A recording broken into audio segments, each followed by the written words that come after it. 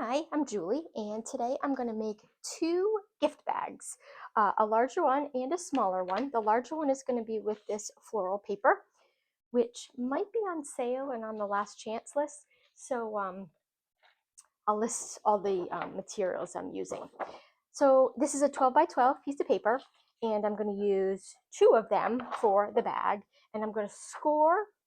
So and basically all you need is paper, a scorer, scissors, and glue.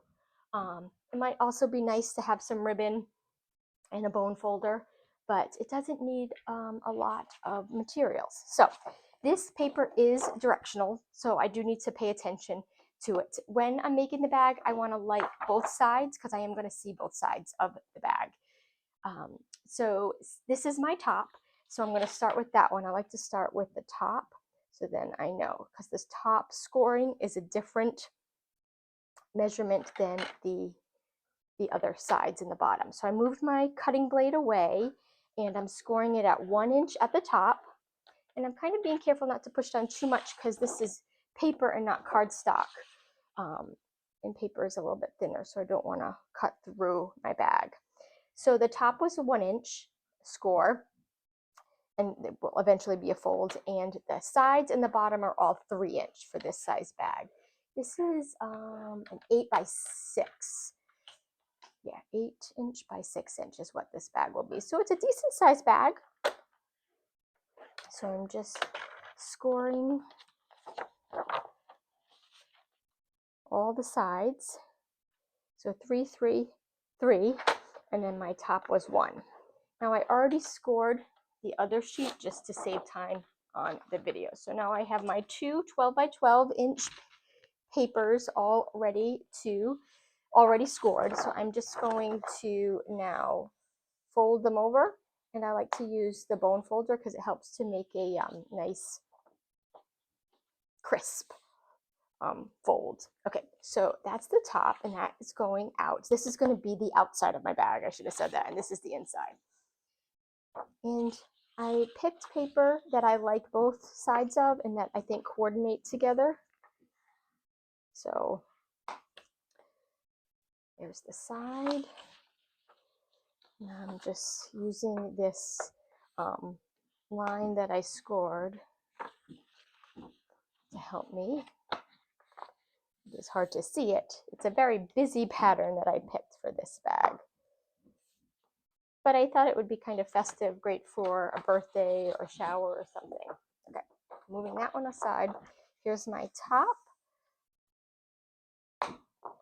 So that one goes out, and then all the others fold in. And I'm keeping this out while I'm folding, just to, you don't have to, but I like to.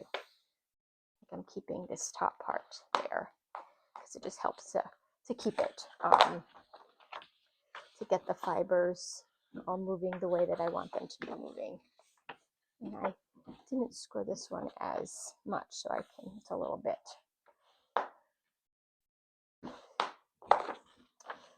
Less easy for me to find it, because the score line, it helps the paper just naturally fold the way you want it to. Sometimes you need to give a little adjustment to the top to make sure it's staying straight, because sometimes it kind of just folds in a little bit more, I've noticed on the few that I've made. Okay, so now they're all creased, and I'm not even cutting anything off of it. You could cut off the squares, but I'm actually going to just, this side's a little easier, I think, to see. Whichever side's easier for you to see the line. So I'm cutting up until the 3 inch.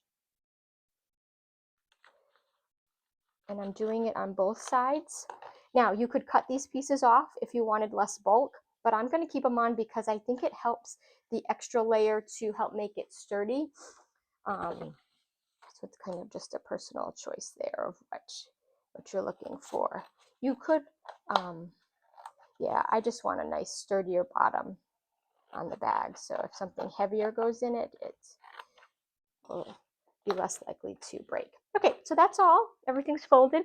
Now I need my glue, and I'm going to glue the bottom of each side of the bag. So I like using liquid glue. You could use tearing tape. or seal, but liquid glue is my preferred adhesive and it tends to work pretty good. So I put glue on both sides and I'm going to fold them in and then bring up the bottom and just kind of move things a little bit so that it's all, these are meeting nicely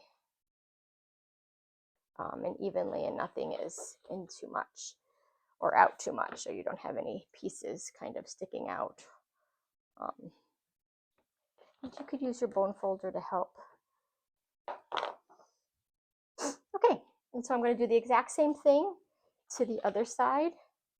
And I am using a generous amount of glue because I don't want my bag to fall apart. So I'm trying to be careful that it doesn't squeeze out when I put it together, and then I could wipe it if it did, but so good amount of glue, fold the two in, and then fold the bottom up to meet them, and kind of check your edges to make sure everything is lining up. So the inside of the bag, it's 3 inches, which is a good size bag. You could fit quite a few things in here. Width, yeah, width. That's the right word.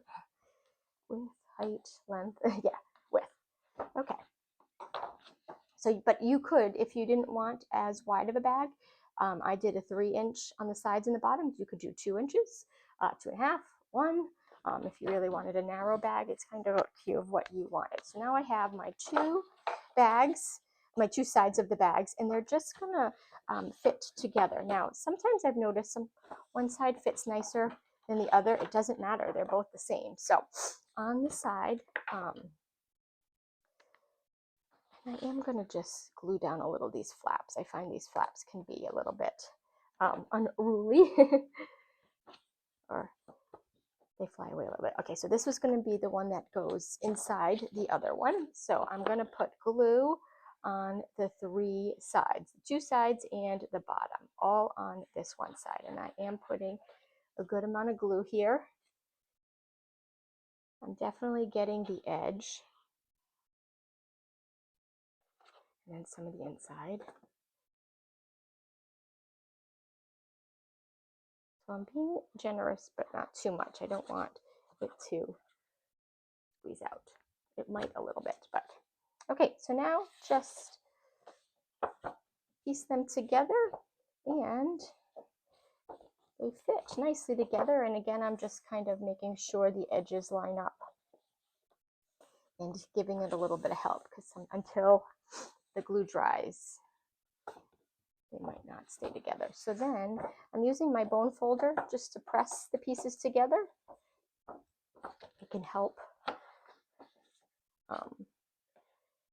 just to make and any pieces that I notice are kind of coming apart. And sometimes you can even add in a little extra glue if you notice one part seems to be coming apart. So you can kind of just see the seams here, but they really line up. So I'm making this the front of the bag because this is all folded over. Okay, and then I just want to use my bone folder to press the bottom. Now the bottom has quite a few layers, so it is sturdy. If you wanted to add like a 3x6 inch piece of cardstock right in the bottom here to give it a little bit more sturdiness, if you're putting something heavy in there, that would be another good reinforcer. So I'm just putting a little dab of glue to help keep my flap. That's all I need because these already stay down. If you wanted more, you could put there on that, but I don't think it really is necessary. You could also, if you wanted a larger flap over, a larger contrast, you could do 2 inches or 1.5 inches. So I just did 1 inch here. So, but you can change the dimensions to fit what you're trying to fit in the bag or the look that you're going for. So now the bag is done, and I do have some ribbon for the bag, and I'm going to actually put my ribbon going along the side instead of 2 pieces. I did another one, which I'll show in a second. So I'm using my hole punch, which is more of like an oval-ish. Oops, here we go, because it helps with the longer ribbon, but if whatever size hole punch you have will work. Okay, so I already, just to save time, and I gave it a double knot. I like a double knot for the ribbon, just to make sure. But it is going through, so it shouldn't rip. I like to give it enough space so it's not right at the top, but it depends on how much weight the items in your bag have, if it will, you know, be okay, but it should be. You could fit quite a few things in this bag. All right, so I just gave it a double knot with some coordinating, and now I have a little handle on my bag. So this is 8 inches by 6 inches and 3 inches. So I made a couple others. Here's another one I made. I really like that one. Same kind of size and everything. And my first one that I made is my favorite. I made this bag and I made a coordinating card. So I have this little bag here and I made a little card out of the same paper. Oops, I'm not catching the, and I glued down this clear plastic bag, which I sell my cards in, and it does have a flap that could glue over, but I just cut that adhesive part off. But I love how it really decorated the bag, because I used the more muted side on the outside, and on this one I did 2 handles. Now when you're doing it, they are pretty much the same. You have to just cut your ribbon the same and kind of think about, it takes a little bit more thought to make sure that they're the same size. So that is the larger bag, and now I'm going to make the smaller bag. So same thing, I'm just going to use a 6 by 6 piece. So I used a 12 by 12 piece for the larger bag, and now I'm going to use this cute Winnie the Pooh paper, which I will link as well. And this one is also directional, so it is, you don't have to think as much if you have a pattern that's non-directional. Like my first one was non-directional, they all go, so I didn't have to really think about which side is which, but this one I do. So thing here, I'm gonna actually do similar measurements. So I've got my 6 by 6, and I'm gonna score the top at 1 inch. So the top measurement on the smaller bag is the same, but the sides and the bottom, instead of 3 inches, are 1.5.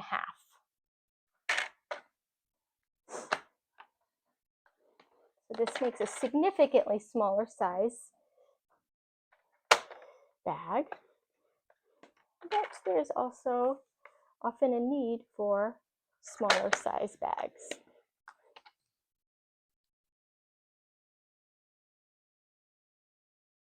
Okay. All right, so I'm going to, the other one I scored already, same idea. I'm going to fold back and then fold in, fold in, fold in, I fold it back, fold in, fold in, oops, and fold in. Okay, now I'm going to cut, same like I did on the score line up to the other score line. I should use my glue top, just flew off the table. Don't need that though. All right, I'm going to glue the 2 tabs, fold it in. Same thing on this one.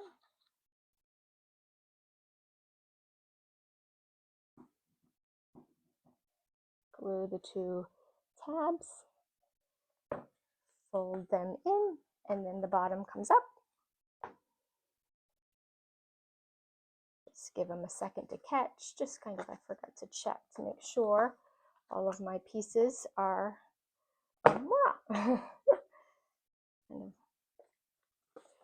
just gluing my edges a little bit to help my flaps. Oops, that one didn't catch. Get that one. Okay, and then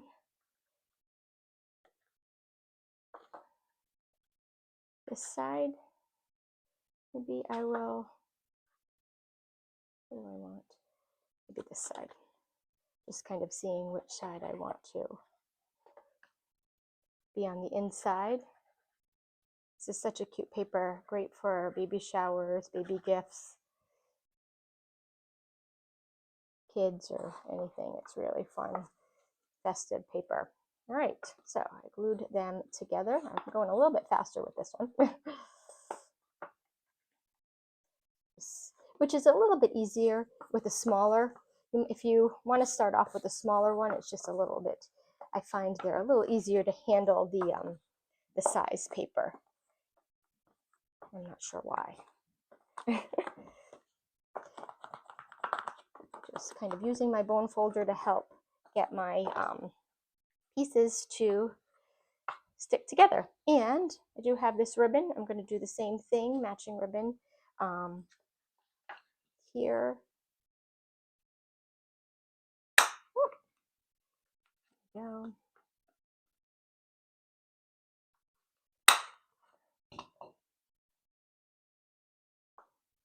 But you don't have to. I'm going to show you ones that I made without the ribbon, especially on the small one. Even on the top one, it's not as necessary. And then I like the one ribbon just because I don't have to worry about keeping them even. Okay, and that is my smaller one. And then I made a couple others. This one, I made these for my daughter and her friends. Some little gift bags. I'm going to give them later today with their initials. But I didn't love the inside, but I really wanted this paper, so I just didn't fold that over. And I cut it down, so it was 5 inches to begin with. I wanted the same size, so, and then I decorated it, and I didn't do. But so if you didn't love the inside, then you don't have to fold down the top. And then I personalized it with their initials. These are 2 other ones I made. I haven't put ribbon on there. Same exact size as these. So it's really fun. You can make lots of different gift bags for upcoming parties. And I hope you liked these 2 sizes and this style. Pretty easy. Once you do the first one, it really gets even easier. Okay, thank you for watching.